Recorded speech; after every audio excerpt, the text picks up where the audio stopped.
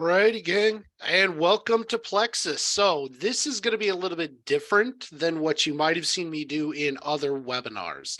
Other webinars that we've done, we've talked about things like quality management systems, environmental management systems. We've dealt with core tools.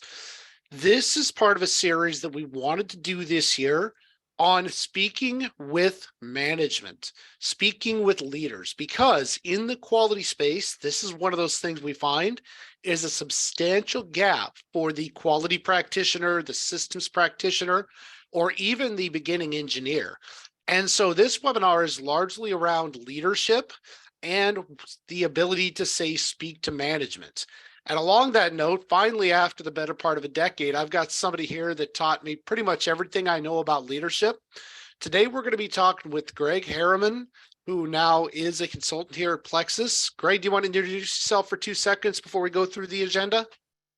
As you guys can see, my bio's up there. I've worked in all kinds of different industries, from automotive to medical to consumer, and held a lot of different positions. And Jeremy and I have been together for about 10 years of different manufacturing at different places, and then another 10 years of just collaborating on some different things. So really excited to be here today and kick off this series.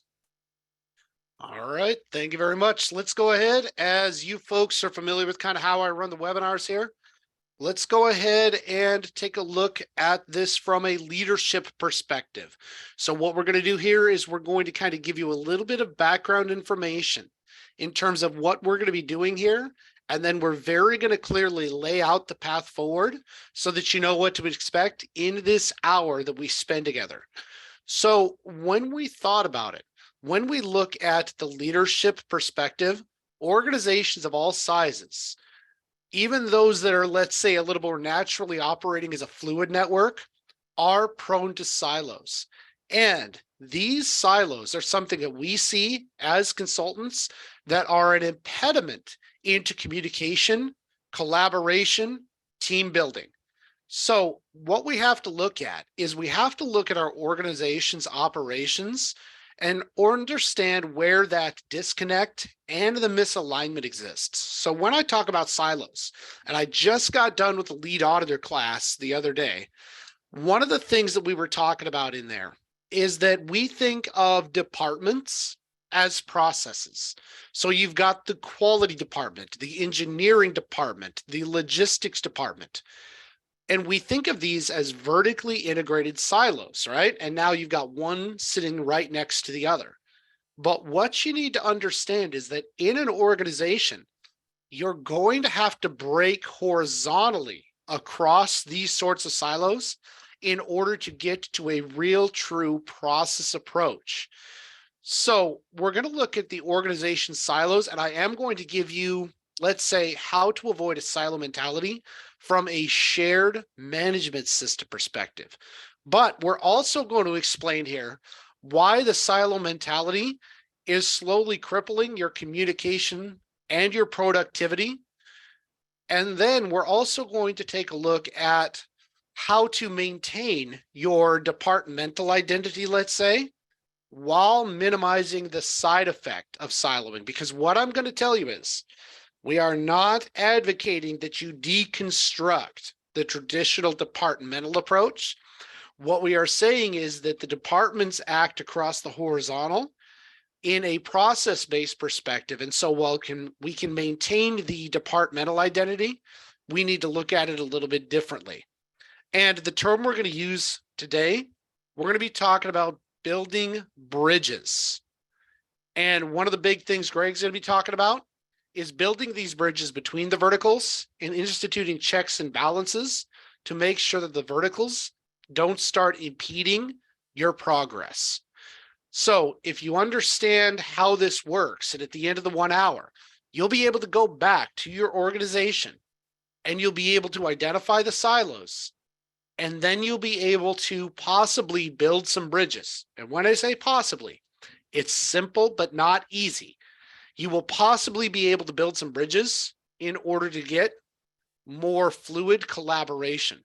So in order to do this, we're going to cover 5 large parts. I'm going to take the first half of the webinar, and we're going to be talking about silos from a management system perspective. And so the first thing we're going to do is we're going to define these. What is a silo and where does it exist? And then we're going to look at it in a shared management perspective between the QMS, the EMS, the safety management system. And I'm going to give you some real life examples that we have seen from the field. And you're going to get some efficiency improvements in order to go back to your organization from a systems perspective and look at it in order to hopefully get more efficiency and higher effectiveness in your systems. So that's really going to be the first 3 things that I'm going to do. We're going to be talking about this from the QMS perspective.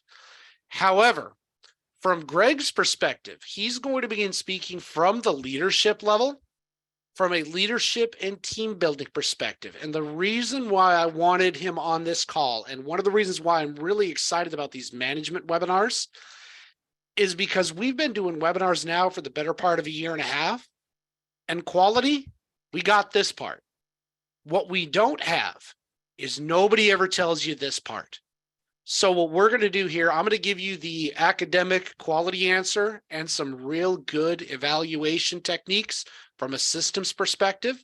But then we're going to get the voice of management on so that you understand exactly what's happening. So let's go ahead. And before we do this, we're going to go in and we're going to do our first poll.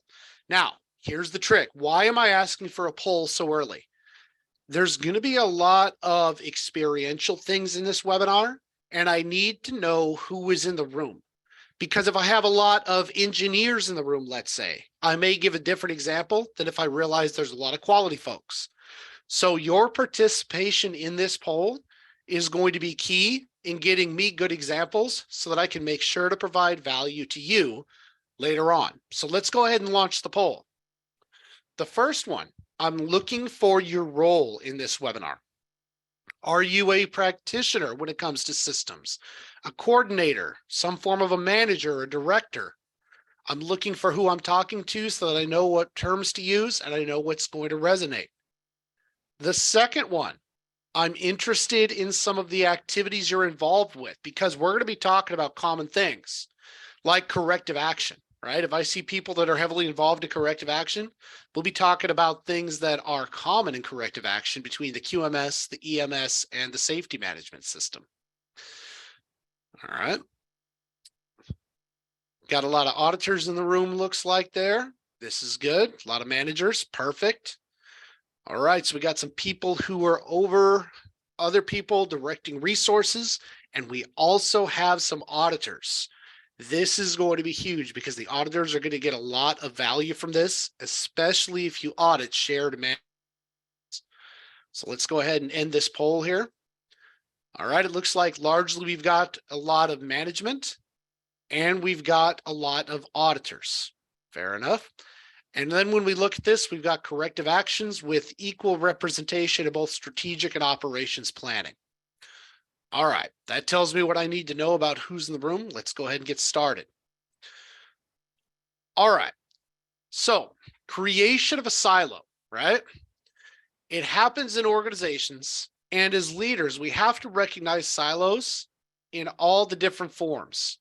So the most common ones we see, silos created between systems, silos created between departments, not assuming good intent, and lastly, silos and borders created up and down the chain of command. Now, Greg is going to beat this one to death. I'm going to go ahead and I'm going to take this one.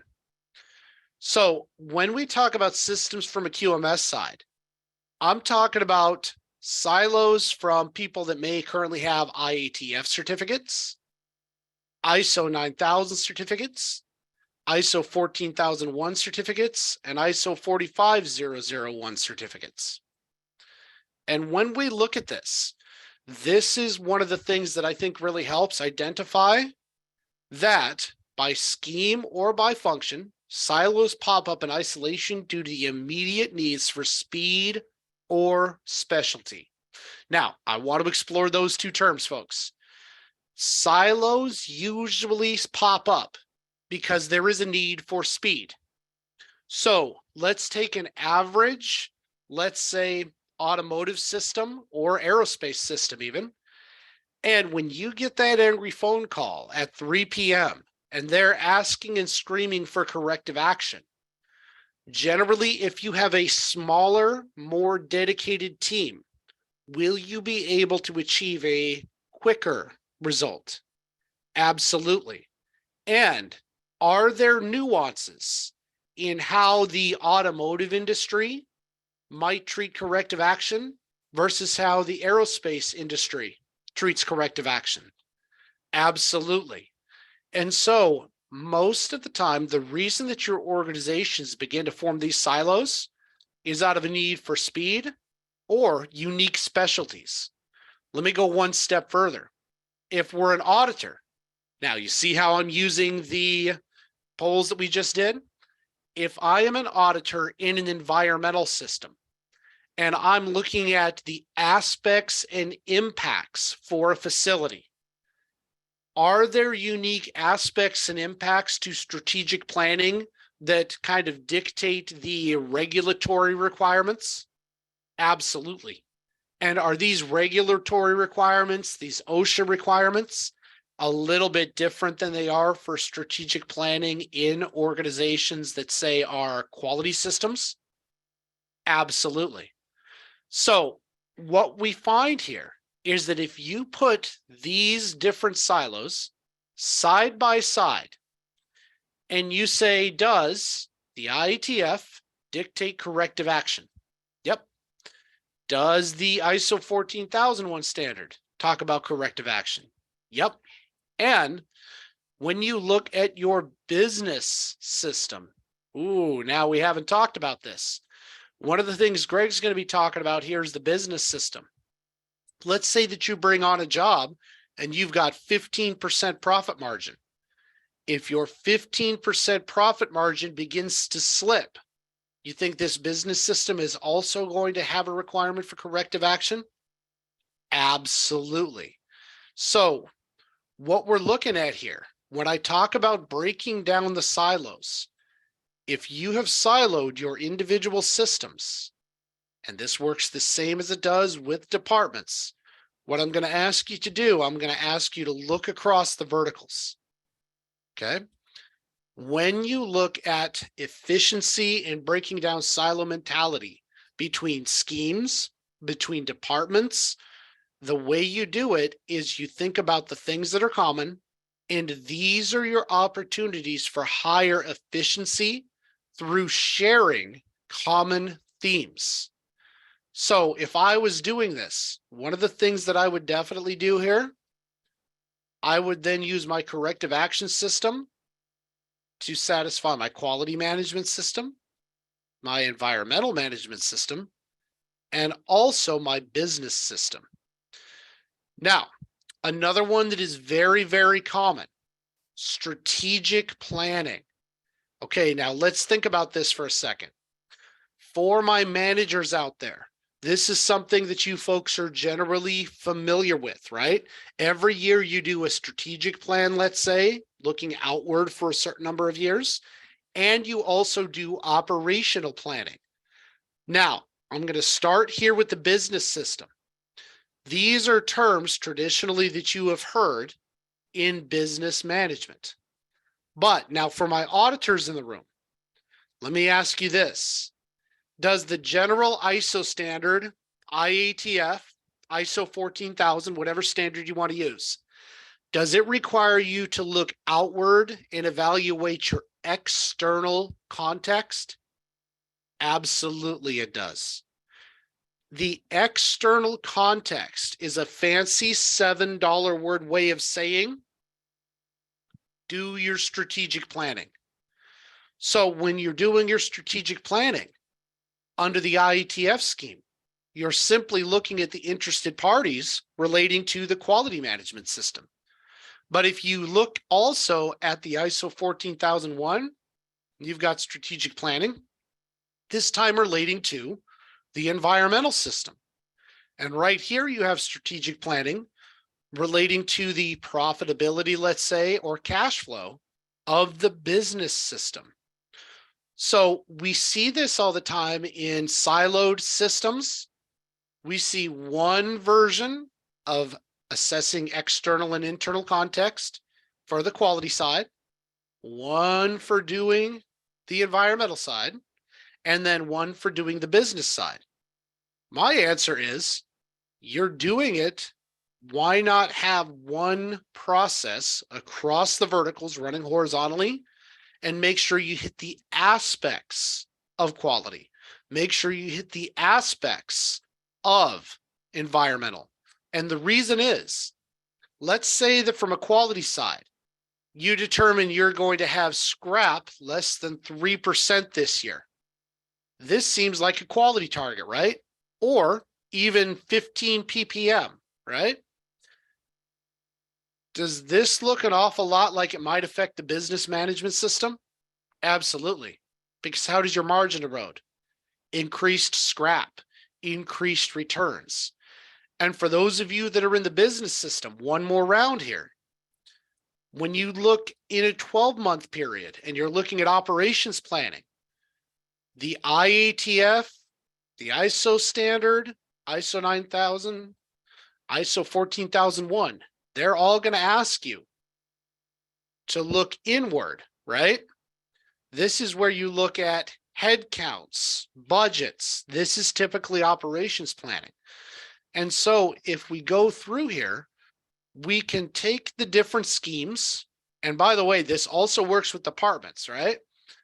And then we can look across the horizontal silos in order to identify where we have opportunities for efficiency gains. Now, let's go ahead and like me, but don't trust me here. Let's go ahead and take a look. So let's say that here, an action is initiated from the organization's purchasing function to switch to a local vendor that can offer better pricing. Now, let's think of it here because we got some managers on the line here, right? The language of business has always been and will always be time and money. So when we talk about vendors making a change for pricing, this is a business system objective. Now, let's put our quality hat on, right? So we know the business system stands to gain from this event. Now, if we look at the quality side, we see the opportunity to augment and engage in activity because this vendor, bringing this vendor on, would limit exposure for a key component. So let's say that we know that this vendor provides a key component, and then we could reduce our risk to being either a single source vendor, or maybe at best, they give us better capability and a tighter tolerance than the existing vendor. So now here's the trick for those of you that are familiar with any sort of quality management system. Does the IATF standard, or even any standard really, ask you to manage your suppliers based from a risk-based concept? Absolutely. So is this hitting all the feel goods of the quality management system while also hitting all of the feel goods for the business management system? Now, let's go for the hat trick here. We're going for the three-peat. Right here, during development now, we're talking with this vendor.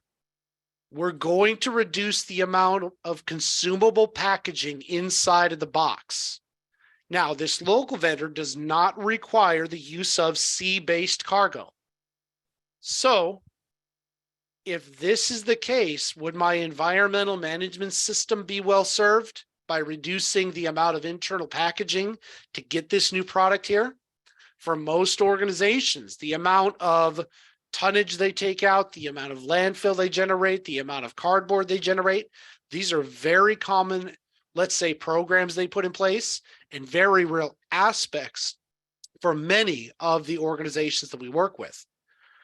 So when we start breaking down organizational silos, right, we're starting to take a look at saying, hey, we got a business system. Yep. What can we do from a quality side and an environmental side?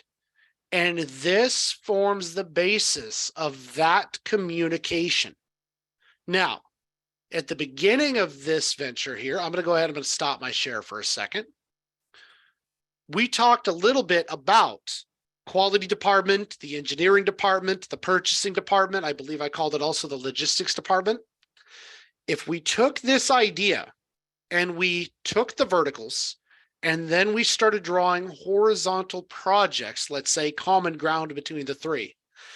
If I had something that was going to do well for my quality function, but yet it led to a quick change tooling, which would assist in manufacturing as well as engineering efficiency, do you think that there is a far better chance of getting cooperation around a project that involves quality, engineering, and production, and where all three stand to gain?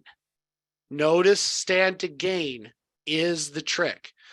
Many times in siloed mentality, what we do in management systems is we have very limited tunnel vision around what we see as good for us without regard to the system to our left or to our right.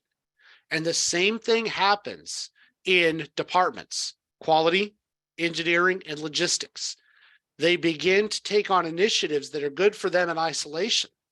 But if you can get a win-win based on what drives and motivates the other departments or the other systems, you not only get higher effectiveness, but you get higher efficiency. Now let's take a look at another one here. Okay. So this is the second example here.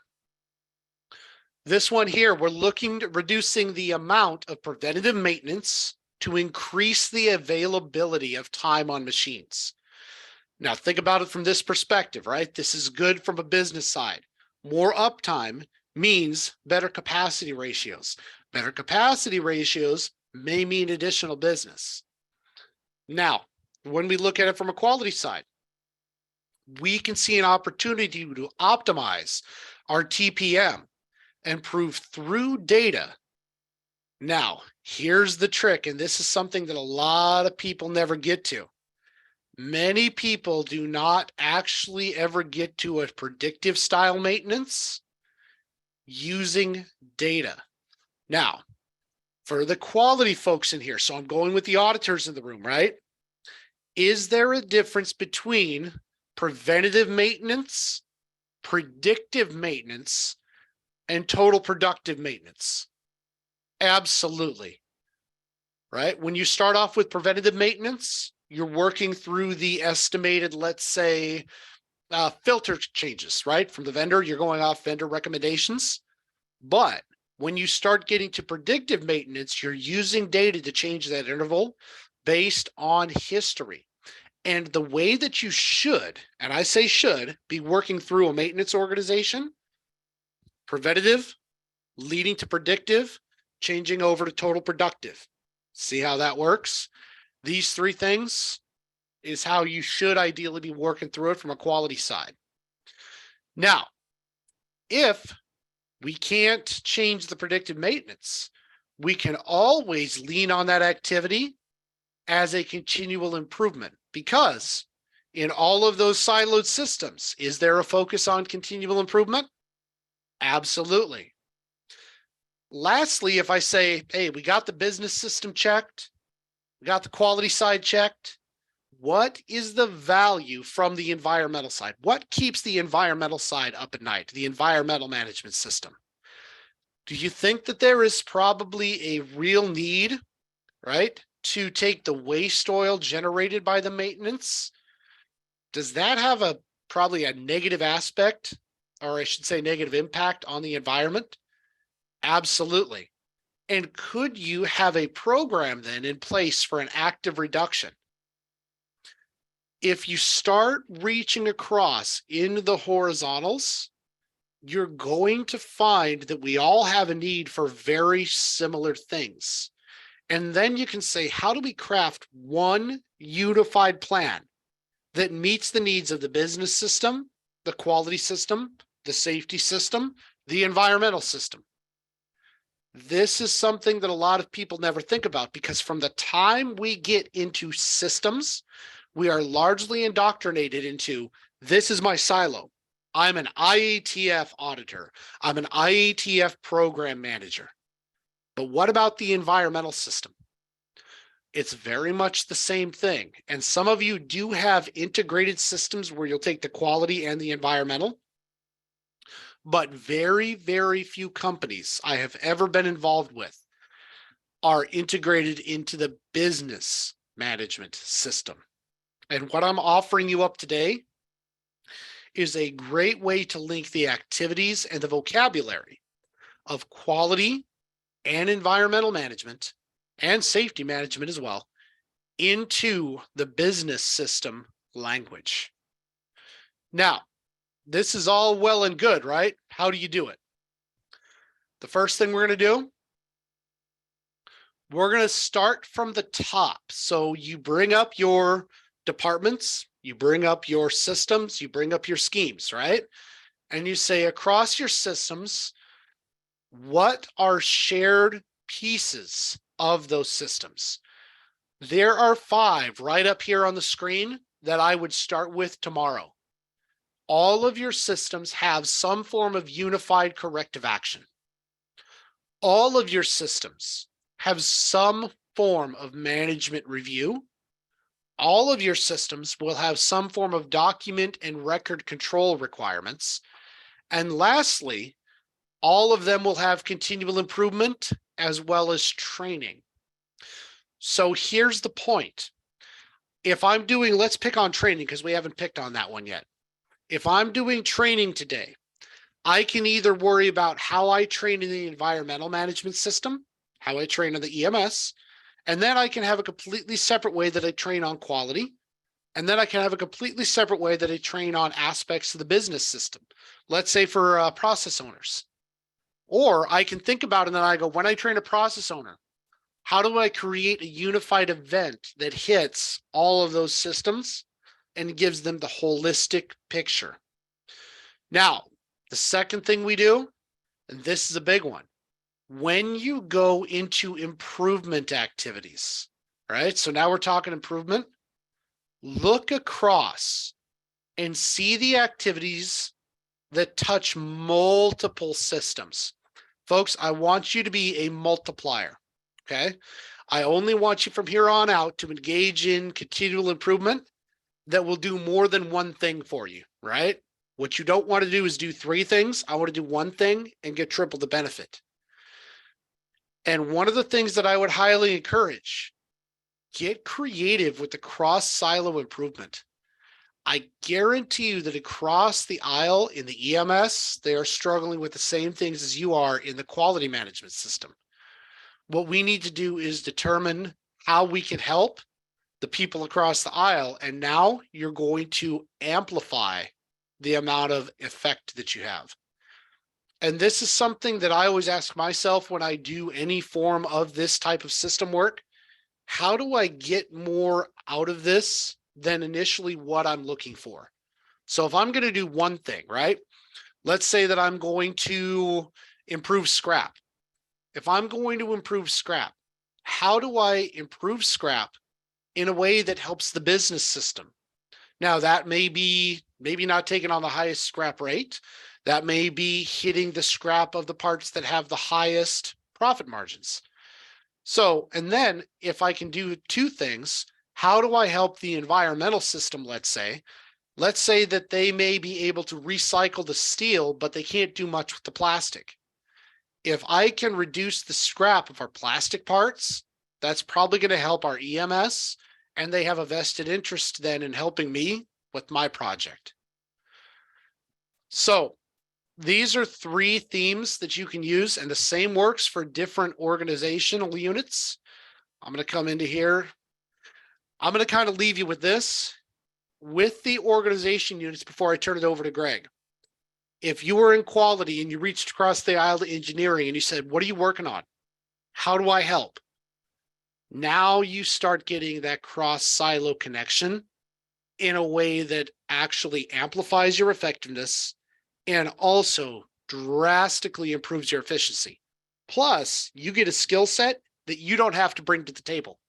Maybe you're a manager for quality, so you're really good at capabilities, you're really good at customer specific requirements, but you can't draft your way out of a paper bag. Now I go to the engineering group and I get some hotshot drafter to build me a new type of reject box. And now we're talking about skill that I didn't have to develop that I'm now able to leverage. So from my system side, those are ways that I found effective in order to break down the silos regarding communication, cooperation, and that sort of thing. What I'd like to do now, I'm going to go ahead and share out my screen and I'm going to take it over to Greg here, who's going to kind of fill you in from the leadership side. Greg, you want to take it on? Yeah, we're going to go over the 3 rules principles for minimizing the approaches. So it's one thing when Jeremy was talking before about I've got quality people in the room, I've got managers in the room. I'm going to be talking a little bit more towards the management side with an emphasis that the quality people should be listening and going, how do I build it into my system, that management piece? So that when we go, oh, I have to have an introduction, I have to have a pathway to where I'm going, and then I've got to have a finalized project. In each of those, management should have a sign off.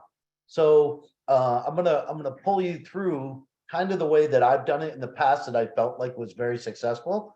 And the fact that we all know that silos exist. As managers, I think what we should be doing is saying, if we know they exist, how are we implementing a management system that says that we're breaking them down during our process? So it usually starts with like let's just look on the screen. It starts with the set of goals. So you've got a new project, congratulations, sales brought a new project in, and now we have to go, we have one team, one fight on this project. Easy thing to say.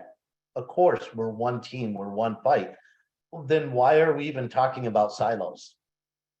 Right? So you have to look at that and say, yep, even though we are one team, one fight, there's going to be problems within that. So what we have to do is we have to start out a program, the new program, with everyone agreeing on things. And so what I like to do is we all sit down and we visualize it out. We have this new product. Where do we think our priorities are? Where do we think that what's our profit margin? What's our everything from quality concerns? Let's get them all down. Then we look at that and then we say, okay, now we know that we've got our starting point. We know where we're going. We know what we're doing, but how long do we think that journey is going to be? Maybe in this case, we'll use a 6-month example. So on month 1, where should we be? And then are we actually there? Month 2 and so on. So then we need that time interval, right? And then as managers, we need to empower those underneath us to go, hey, not only do I think that you guys can do this job, but you can do it according to this timeline that we all agreed on from the very beginning. And then the 2 things that should happen from that is what I always say is bad news first. So like something bad happens within our project, whether it's our timeline, our budget, those are going to be the most common ones where our timeline got moved back because a supplier can't produce parts. Okay, everyone needs to know that. That's the one team, one fight mentality, and bad news first. We have to say that the minute we know it. And so we get that on a Tuesday at 3 p.m. An email has to go out to the whole team. We are in trouble on our timeline. Because the first thing everyone on that team should try to do is say, how do I help? What is my process in that? Can I help get that timeline back on schedule? And if not, then I at least know I might have a part of it. I might be in the marketing group. I might have to go tell the customer. I might be in the financial group. I might say that's going to cost more up front. So those are the things that we should be looking at. And Jeremy, if you can go to the next line or next page, sorry. The next part of this is as we're going through this, now we've got our timeline, we've got everything done. And another big problem that I see as we move along is that people don't assume good intent. So from the very beginning, we have a new project.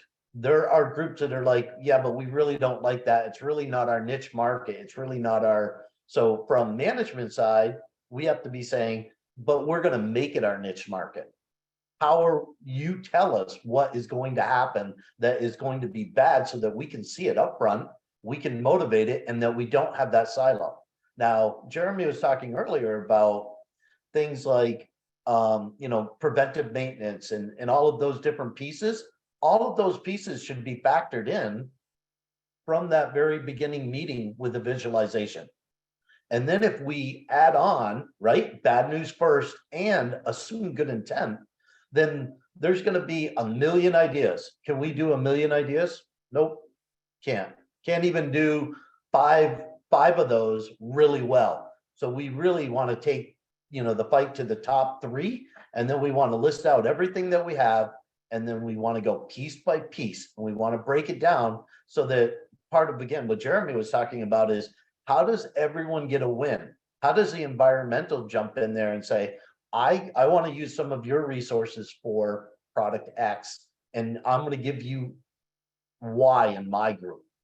When we mix those two, we know that not only do we have one team, one fight, we have a solid process that has the best chance of success.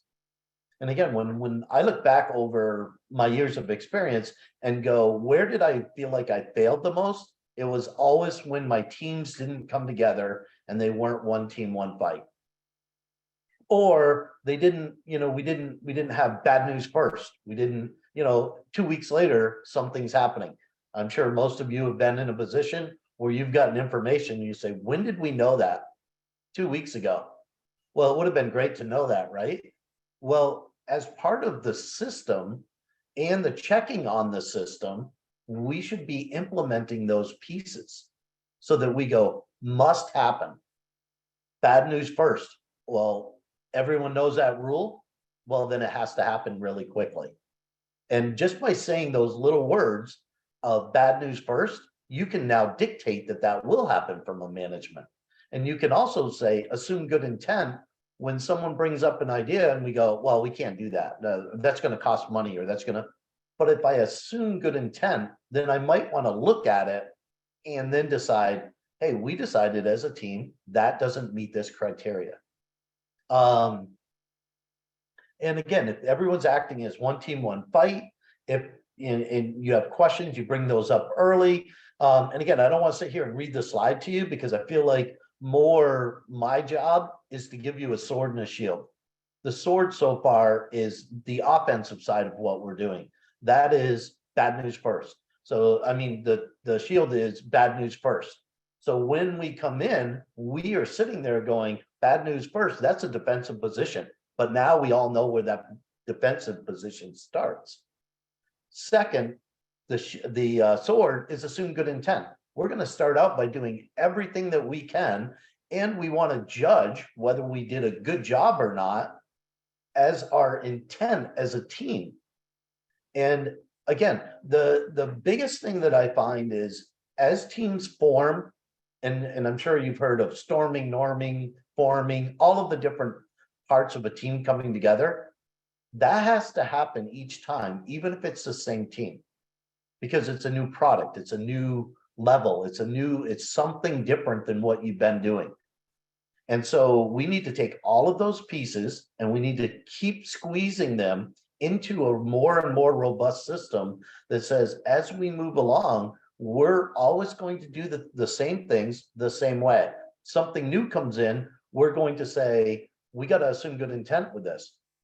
Then we've got to move to the next piece of how do we make that good intent go along the pathway from product design all the way to product finished and out the door. So how do we do that? So thank you, Jeremy, for going to the next slide. I was just about to say that.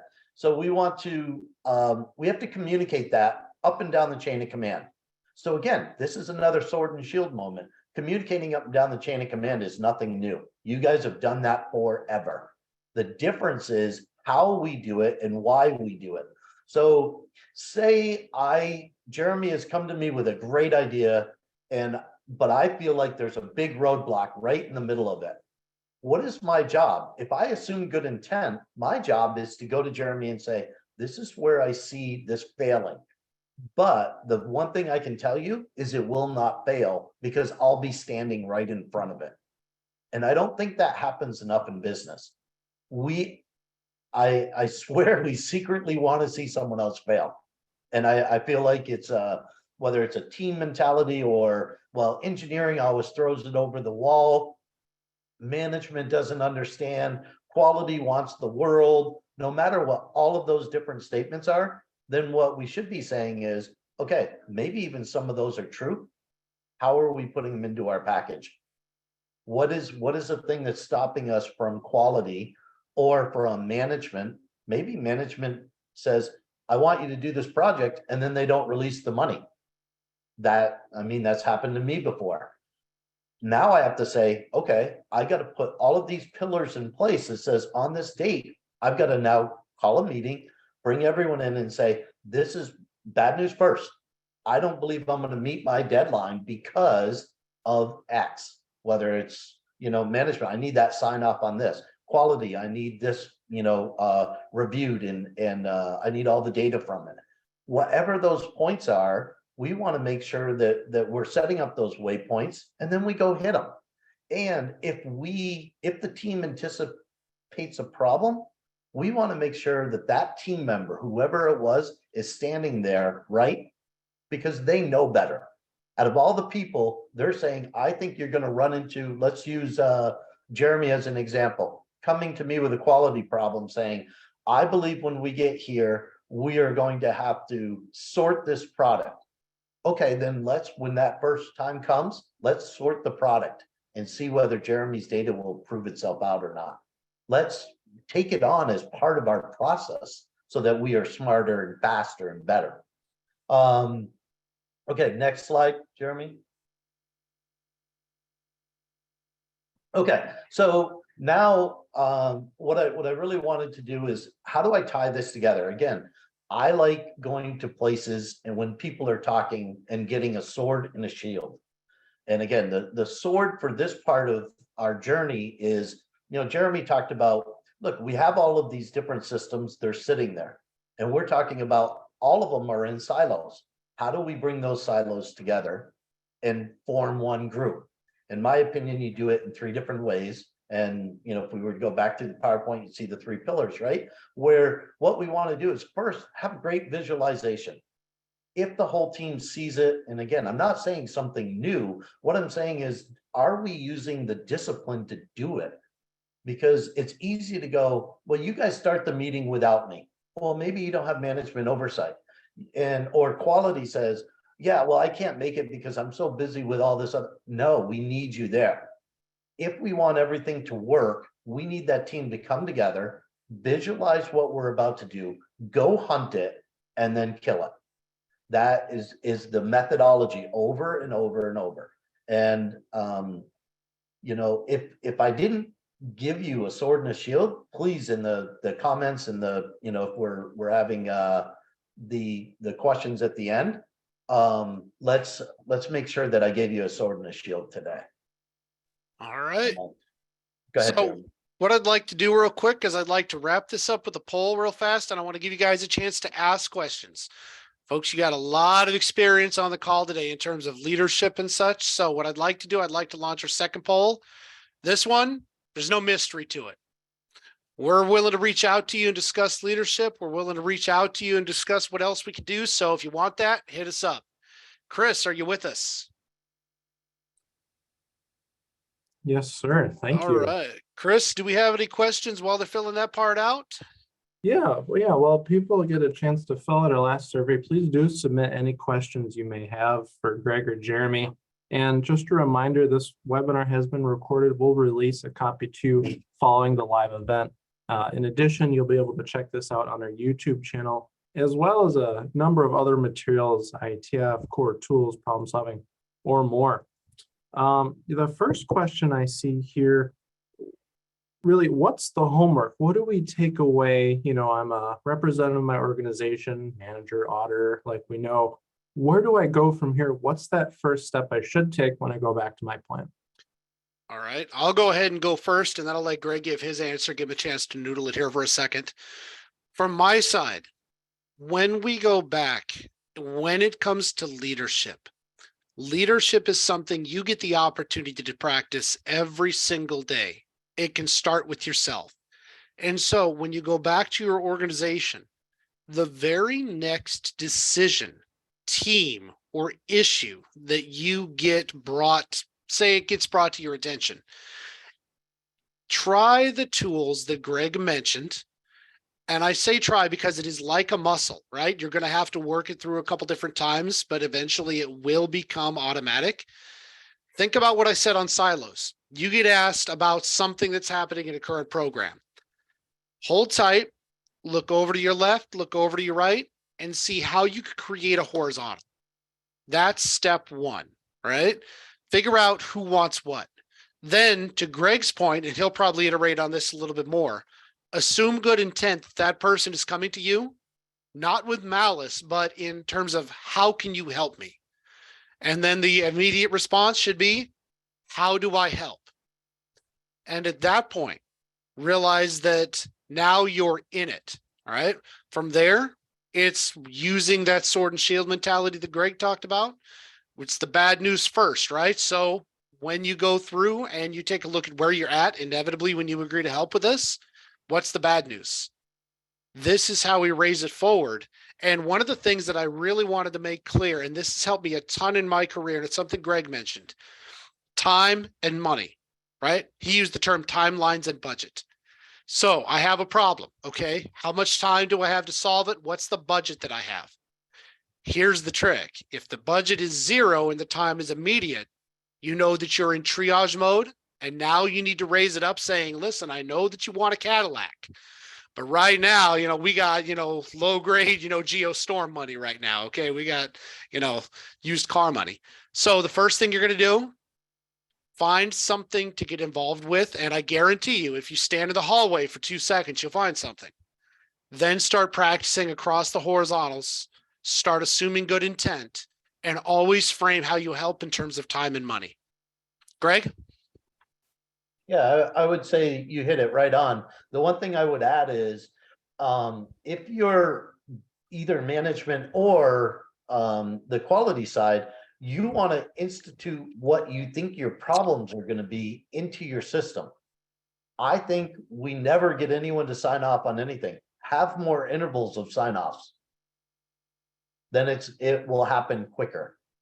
So what do you take away from today? Start looking for your problem. My biggest problem is sign off, and I'm just using that as the example. And if that's your biggest problem, then put it more into your system so that you have to do it more. And then it'll stop being your problem.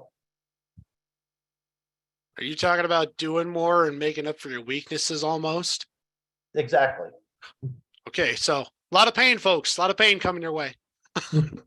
All right, Chris, anything else? Good advice. Yeah, we got one more, folks. If you do have a chance or any questions, feel free to submit it in the Q&A. Otherwise, we give you a few minutes back of your life. The next one we have, and I think, Greg, they just want to hear more, storming norming. Can you say more about that? Yeah, I mean, you can look it up online. You'll see that teams go through a whole process of development. And as they go through that development process, they will go through, and I don't have it sitting right in front of me, but it is storming, norming, forming, and performing. I think there might be one more in there, but and look it up online, because what you'll see is that your teams are going to do it regardless. And if you don't go through each of those phases correctly, then you'll always have some dysfunction. So what you really want to do is you want to keep those things like forefront. Where are we? We're in the storming process. What's supposed to happen in the storming process? Oh, let me look it up. Oh, we're supposed to argue. Awesome. We're arguing. That's awesome. Right? And then the forming part. Oh, well, our ideas are solidified and we're moving towards something. That's the kind of thing that you want to look at. Now, I do want to mention where Greg puts storming as a first part is definitely in contrast to what you're going to find. But in his and I's background, this is a very important thing. Traditionally, it's the forming, then the storming. And you notice that he put it past. The reason is In our experience, 100% when you form a new team, there's going to be individual needs. There's going to be individual agendas. And so first, you've almost got to have that introductory fist fight. And so storming is always the first. Everybody said forming was. No.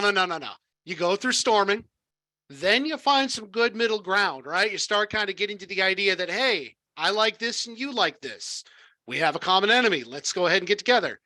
And it's at that point when we talk about forming, it's not about forming the team.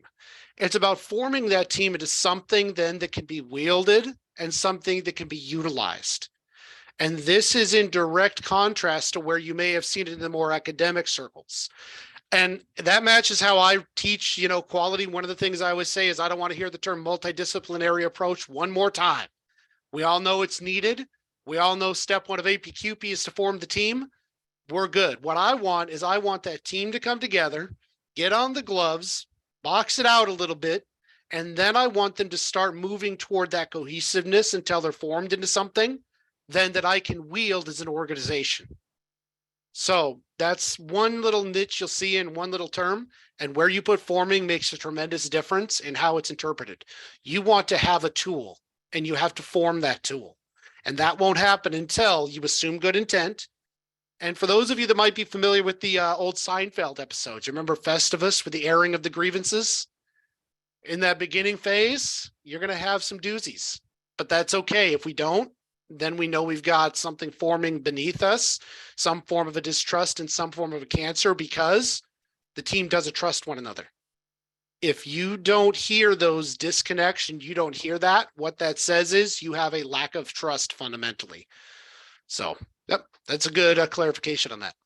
That's great advice, great insights. Well, thanks, Greg and Jeremy. Unless there's any tangents you want to run down, I think we'll let everybody go.